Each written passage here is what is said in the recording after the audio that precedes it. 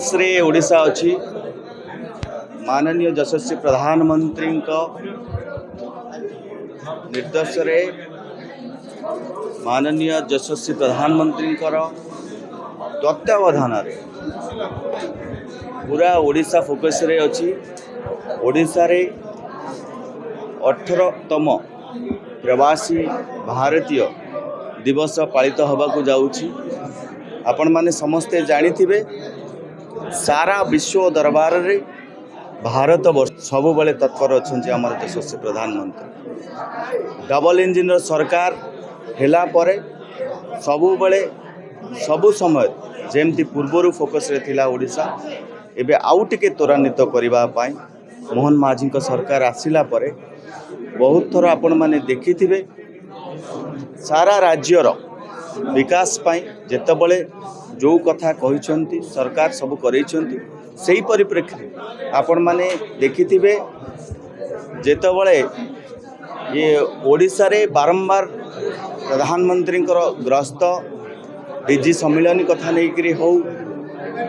कि नौसेना दिवस कथा नहीं करी हो सबु बेले सबु समय रे कला संस्कृति ऐतिह्य भरपूर थिबा आम ओडिशा को प्राधान्य दबा को सब बेले चेष्टित अच्छा प्रधानमंत्री आमर जो प्रवासी भारतीय कार्यक्रम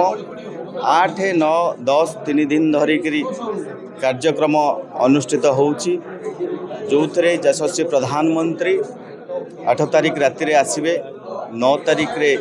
इनागुरेशन हबो महामहिम राष्ट्रपति आसिबे उद्यापनी दिवस रे सबु बेले सबु समय रे ओडिशा फोकस रे रही सारा विश्व दरबार रे ओडिशा को पहुँचेबा पाई सारा विश्व दरबार रे भारत को पहुँचेबा पाई सबु बेले ये प्रचेष्टा अच्छी से परिप्रेक्षी रे आज केन्द्रापड़ा जिले रे आमर ये जो प्रवासी भारतीय कार्यक्रम जो प्रेस अनुष्ठित होता केन्द्रापड़ा जिला अपार संभावनार जिला जोठी पर्यटन विकास पाई पर्यटन विकास जो भली भाव में आगू नबाकू जो पर्यटन जो अपार संभावना जो अच्छी केन्द्रापड़ा जिले में ताकू विश्व दरबार रे पहुँचेबा पाई आज ये प्रेस बैठक होता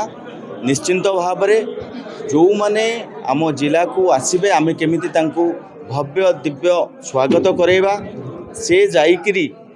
जेतोले सारा देश रे से निज निज देश को जेतोले फेरिबे भारतीय माने